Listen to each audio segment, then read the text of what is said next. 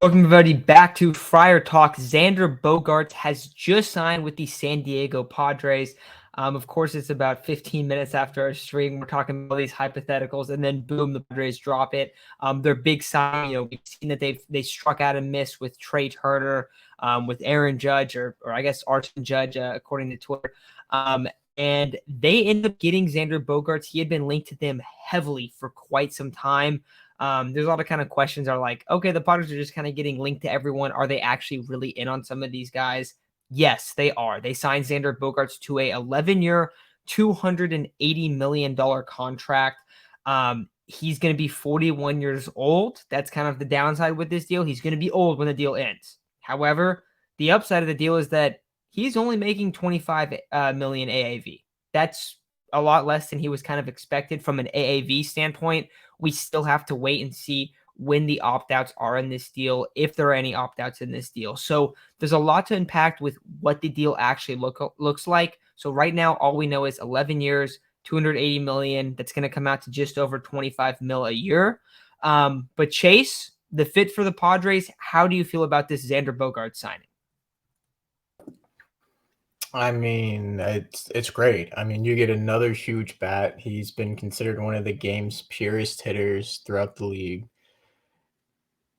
It's just one of the things is, okay, you just added another huge bat on top of Tatis, Machado, Cronenworth, Soto, and you now really don't have to worry about the outfield as much because, Tatis is either going to center or right field, and now you have Tatis and Soto in the outfield, and then Machado, Cronenworth, and Kim in the infield, which if you round that out with Drury at DH or first, you have a stacked lineup. 25 A is really not that much for Xander Bogaerts. You still have room to go get pitching. You still have room to go grab a first baseman. You don't really have to worry about center field as much. And if not, your defense just got 10 times better in center field because of the speed that Tatis brings and the arm that he has in right field, if not center, depending on what they decide to do there. But this is huge for the Padres. You needed an impact bat. You needed a guy that can hit for power and hit for contact, and Xander Bogaerts is that guy. For 25 AAV, that's not that bad. I mean, Trey Turner signed for nearly 300, or he signed for 300 million. And that's a similar bat. Trey's a little younger. That's the only difference. I mean, this is huge. It's the Padres just had to make me eat my words the same night that I said Xander's probably going back to the Red Sox. Literally on stream, towards the end of it, we were talking about Xander Bogaerts, and I said, you know what? It seems like the Red Sox are really making a push to keep their team together. They just got Yoshida. Now they're probably going to keep Xander too. And not even 20 minutes later, here we are talking about Xander to the Padres, man. It's a great night. Yeah, and I think it's an interesting deal because on one hand, I mean, you look at Xander and Chase, you said he's one of the purest hitters in the game, and I completely agree with that statement. I mean, he's been in the league since 2013, but really 2014. Took him like a year to kind of get going, but since 2015, he's hit over 300, like more than half of those years. And if he's not hitting over 300, he's hitting 280. He gets on base a lot. He usually hits about 15 to 25 home runs is kind of his range. So he's not hitting a lot for a lot of power necessarily, but in terms of getting on base, in terms of hitting for contact, he is an amazing hitter.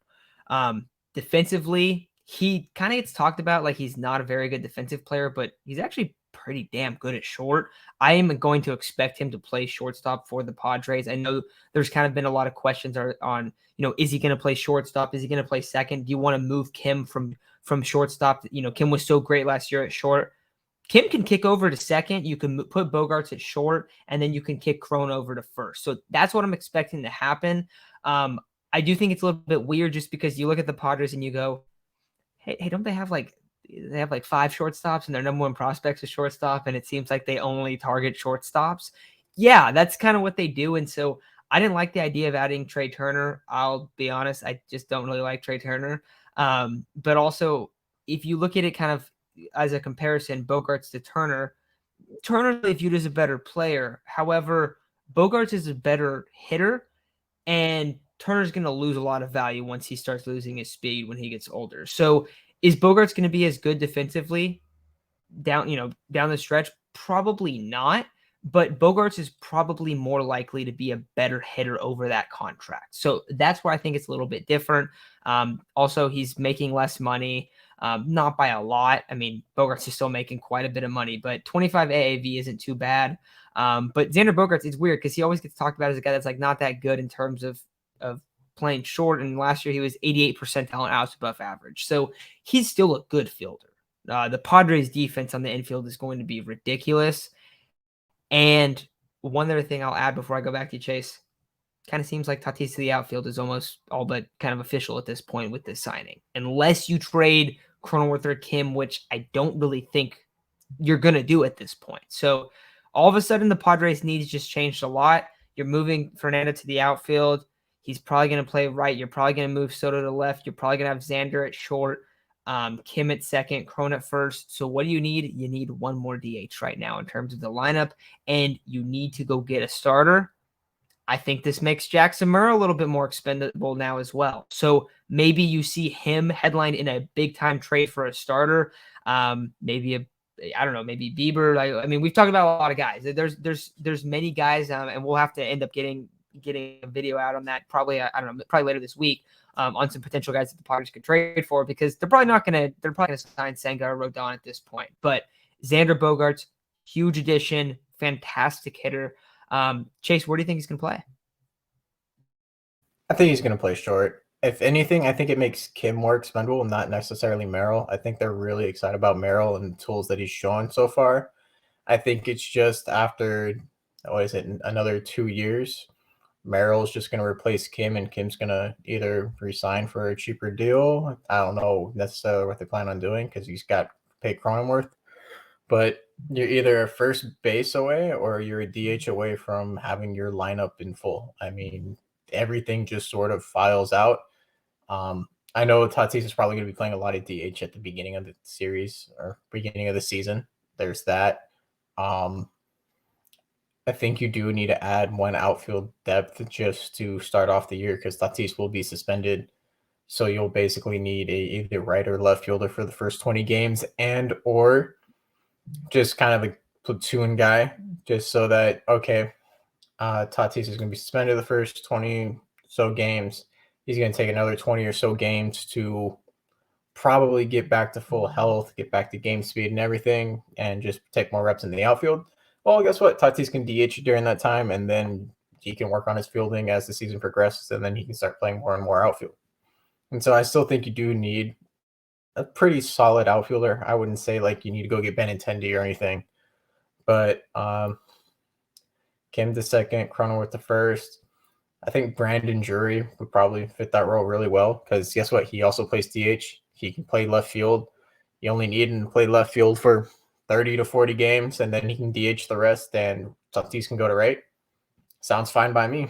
And then I still think he can go get Senga. It just depends on how much he goes for. Yeah, so time will kind of tell what else the Padres end up doing in free agency, but we've seen them in on so many potential big splashes, and this is the one. Also, we talked about kind of what the deal structure would look like. It sounds like there's no opt-outs and there's a no trade clause, I believe. Let me double check. Yeah, so no opt-outs, no trade clause. That's coming out right now. Sounds like that's going to be the case. So that's something to add into it. I was kind of like hoping that there was an opt-out for the Padres late in that deal. Honestly, wasn't really expecting it. Like it just doesn't, from a player's perspective, that's why you want the lower AAV to get out all the years. So this is his last contract. That's basically what that shows. But big spending by the Padres. I don't know where the money comes from, man. It does make the future seem a little bit scary in terms of bringing Juan Soto back, and also keeping starters, because next year Padres are going to have both Yu Darvish and Blake Snell hit free agency, so that makes it a little bit scary for them. Potentially Nick Martinez as well if he opts out, and also he might not start. We don't know what that's going to look like. But for the Padres, this is a huge move. Apparently, the Red Sox offer was like not really competitive in terms of what it stacked up to against the Padres. But the only thing left I have to say is shout out to one of my best friends in the world, Jason Bell. He is a Red Sox fan, and he informed me that he just bought a Xander Bogaerts jersey last year. So to you, Jason, you can trade the jersey in for an Eric Hosmer jersey. Congratulations on the little swap there from our team. So Xander Bogaerts officially a Padre. Chase, is there anything else you want to add before we bounce? I'm all for it. We're going all in. Let's sign a pitcher to like at least a 3-year deal, and then let's draft some college pitchers and make this a franchise that let's make it a dynasty, basically. Yeah, dude, I'm all for it. You add in the contact hitter. I was kind of not sure about getting a shortstop in this situation, but I think the stuff you brought up about Merrill being less expendable than Kim, I think that could absolutely come to fruition. And we could end up seeing that be the case there. But I mean, you got to be happy, like just from a fan perspective, when you see the Padres willing to spend all this money, willing to put out a ridiculous top 4 of their lineup. Like this is really, really absurd. So Padres lineup got so much better, and you're basically going to be adding Xander Bogaerts and Fernando Tatis to it next year, which is absolutely insane. So massive splash from the Padres, and they finally get their guy that they've been the most linked to this whole entire season, their whole entire offseason. So with that said, thank you guys for listening. Make sure to hit the plus to subscribe. Make sure to the like button, all that stuff. And let us know in the comments, what do you think about this Xander Bogaerts sign? See you guys soon.